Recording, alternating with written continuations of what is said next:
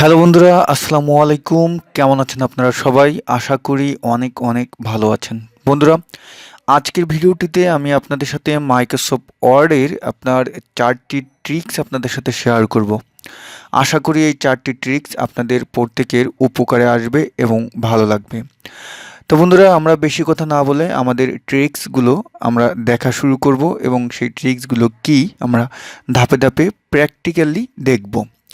তা প্রথম যে ট্রিক্সটি বন্ধুরা আমি দেখাবো সেটা হলো যে আমরা অনেকেই আছি যে র্যান্ডম যে প্যারাগ্রাফ আছে সেটা আমরা কিভাবে আনবো। মানে আমাদের অনেক সময় আছে যে কিছু প্যারাগ্রাফ আমাদের অযথা প্যারাগ্রাফ আমাদের দরকার হয়, কাজ দেখানোর জন্য অনেক সময় দরকার হয়। তা মাইক্রোসফট ওয়ার্ডে কিন্তু এরকম একটি সুন্দর অপশন দিয়ে রেখেছে যে আপনি একটি শর্টকাট আপনার অপশন ব্যবহার করবেন যেটার মাধ্যমে আপনি র্যান্ডম প্যারাগ্রাফ নিয়ে আসতে পারবেন। সেটা কিভাবে আমি দেখাচ্ছি। আপনারা যদি এখন দেখেন, আমি একটি মাইক্রোসফট ওয়ার্ডে আমি একটি পেজ ওপেন করে এখন যদি আমি সেই র্যান্ডম প্যারাগ্রাফ আনতে চাই, আমি এখন এখানে ইজিক্যাল টুকে সমান সমান কল করলাম, তারপর RAND এটা লিখে তারপর যদি আমি bracket open and bracket close করি, দেন যদি আমি ইন্টার প্রেস করি, দেখেন বন্ধুরা আমার কিছু স্যাম্পল র্যান্ডম প্যারাগ্রাফ আমার সামনে কিন্তু শো করলো, যেগুলোর দ্বারা কিন্তু আমি আপনার আমার যে কোনো প্র্যাকটিস কাজ কিন্তু আমি এটার মাধ্যমে করতে পারি। তার র্যান্ডম প্যারাগ্রাফ কিন্তু আমার জানা মতে প্রত্যেকেরই কিন্তু খুবই দরকার হয় প্র্যাকটিসের ক্ষেত্রে। ঠিক আছে বন্ধুরা, তাহলে আমরা র্যান্ডম কীভাবে প্যারাগ্রাফ আনতে হয় সেটা কিন্তু আমরা দেখলাম, এবং র্যান্ডম প্যারাগ্রাফ এটা কিন্তু আমরা অনেকেই কিন্তু আনতে চাই, বাট কীভাবে আনতে হয় সেটা কিন্তু জানি না। তো বন্ধুরা, এই যে র্যান্ডম প্যারাগ্রাফটা আমি যেভাবে আনলাম, এই যে আপনার সমান সমান কল করে তারপরে RAND লিখে ব্র্যাকেট ওপেন ব্র্যাকেট ক্লোজ করে ইন্টার প্রেস করলাম, র্যান্ডম প্যারাগ্রাফ চলে আসলো। বাট বন্ধুরা, এটা কিন্তু আপনার বাই ডিফল্ট অনেক সময় নাও আসতে পারে। তা এটা আপনি এই অপশনটি কীভাবে আনবেন সেটা আমি দেখাচ্ছি। এটা আনার জন্য আপনি যে কাজটি করবেন, আপনি মাইক্রোসফট ওয়ার্ডের যে অফিস বাটনটি আছে, উপরে যে অফিস বাটন আছে, আমি 2007 ব্যবহার করতেছি, এই জন্য অফিস বাটন দেখাচ্ছে। 2007 আপ যারা ব্যবহার করবেন তাদের ফাইল লেখা আসবে, হ্যাঁ। তা সেখানে আপনি ক্লিক করবেন, ক্লিক করলে আপনি দেখবেন যে ওয়ার্ড অপশন লেখা থাকবে, এরকম একটা অপশন আপনার চিহ্ন লেখা থাকবে, অপশনে ক্লিক করবেন। ক্লিক করলে আপনার সামনে যে ডায়লগ বক্সটি আসবে সেখান থেকে আপনি যে কাজটি করবেন, আপনি প্রুভিংয়ে ক্লিক করবেন। দেখেন প্রুভিংয়ে ক্লিক করার পরে এই যে অটো কারেক্ট অপশন আসবে, অটো কারেক্টে ক্লিক করবেন। ঠিক আছে, অটো কারেক্টে ক্লিক করে এই যে replace text as you type, এখানে চেকমার্ক বক্সে যদি ক্লিক করা থাকে তাহলে আপনার র্যান্ডম প্যারাগ্রাফের যে আমি ফর্মুলাটি ব্যবহার করেছি সেরকম আপনি কল করলে র্যান্ডম প্যারাগ্রাফ আসবে। যদি আপনার চেকমার্ক বক্সে টিক না থাকে তাহলে কিন্তু আসবে না। সুতরাং এখানে টিক রেখে দেন ওকেতে ক্লিক করে বের হয়ে আসবেন, তাহলে আপনার র্যান্ডম প্যারাগ্রাফ আপনি ব্যবহার করতে পারবেন। দেখেন আমার কিন্তু আসলো। ওকে, তাই এটা দেখলাম আজকের ভিডিওর বন্ধুরা ট্রিক্স নাম্বার 1। তা এখন দেখবো বন্ধুরা আজকের ভিডিওর ট্রিক্স নাম্বার 2।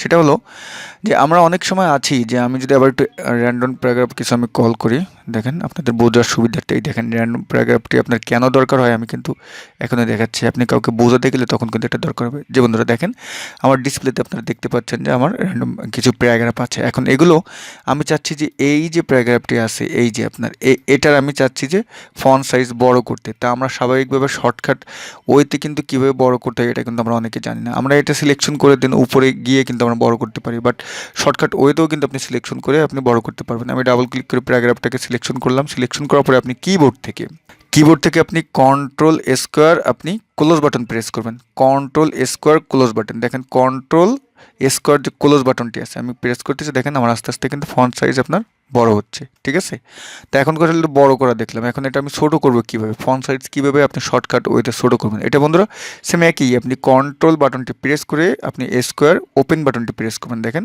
আমার কিন্তু আপনার ছোট হচ্ছে। দেখেন বন্ধুরা ছোট হচ্ছে।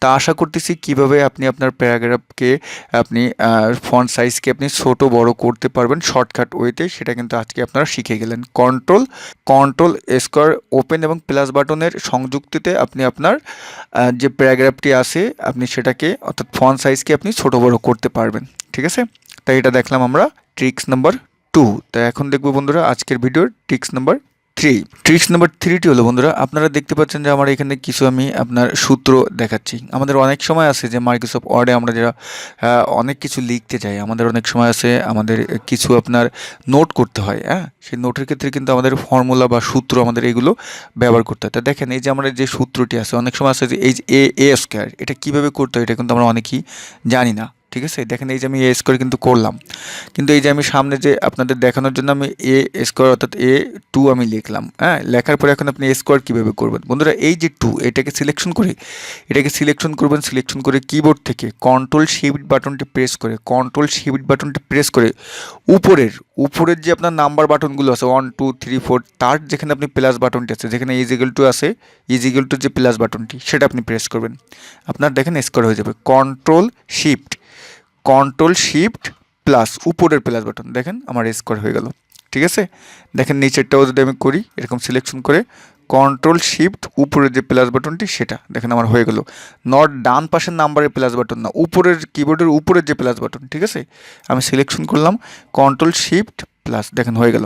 ঠিক আছে, তো এখন অনেক সময় আছে বন্ধুরা, আমাদের যে আমরা সায়েন্সের যারা স্টুডেন্ট আছে তাদের হয় কি অনেক সময় আপনার যে কেমিক্যাল যে ফর্মুলাগুলো আছে সেগুলোর ক্ষেত্রে কিন্তু আমাদের নিচে আপনার স্কোয়ারটি হয় এরকম, দেখেন এই যে H20। হ্যাঁ, এটা কীভাবে করবো আমরা, এই যে আমি যেটা লিখেছি, তা এটাও আপনি কীভাবে করবেন আমি দেখাচ্ছি। আপনি এই 2কে সিলেকশন করবেন, সিলেকশন করে আপনি কী করবেন, শুধু আপনি কন্ট্রোল এবং উপরের যে প্লাস বাটনটা আছে সেটা প্রেস করবেন, অনলি কন্ট্রোল এবং প্লাস বাটন। দেখেন আমার কিন্তু সুন্দরভাবে নিচে আমার 2টি চলে আসলো। ঠিক আছে, তা আপনাদের আজকে আমি কিছু সহজ টিপস অ্যান্ড ট্রিক্স আপনাদের সাথে শেয়ার করলাম। আশা করতেছি এই সহজ টিপস অ্যান্ড ট্রিক্সগুলো আপনাদের খুবই উপকারে আসবে। হয়তোবা অনেকেই জানতেন, তারপরে যারা জানতেন না তাদের জন্যই মূলত ভিডিওটি, কারণ এই সহজ টিপস অ্যান্ড ট্রিক্সগুলো আমাদের নিত্যদিনের কাজের সাথে খুবই আপনার ব্যবহৃত হয়ে থাকে, বাট আমরা অনেকেই জানি না, যেগুলো আজকে হয়তোবা আপনারা এই ভিডিওটির মাধ্যমে শিখে গেলেন। তা যদি বন্ধুরা আপনারা আজকে এই ট্রিক্সগুলো নতুন শিখে থাকেন এবং আপনাদের যদি উপকারে এসে থাকে, প্লিজ ভিডিওটিতে লাইক করবেন এবং কমেন্টস করে জানাবেন যে ভিডিওটি কেমন লাগলো। আগামীকাল নতুন কোনো টপিক নিয়ে আপনাদের সামনে খুব শীঘ্রই চলে আসবো। সবাই ভালো থাকবেন, আল্লাহ হাফেজ।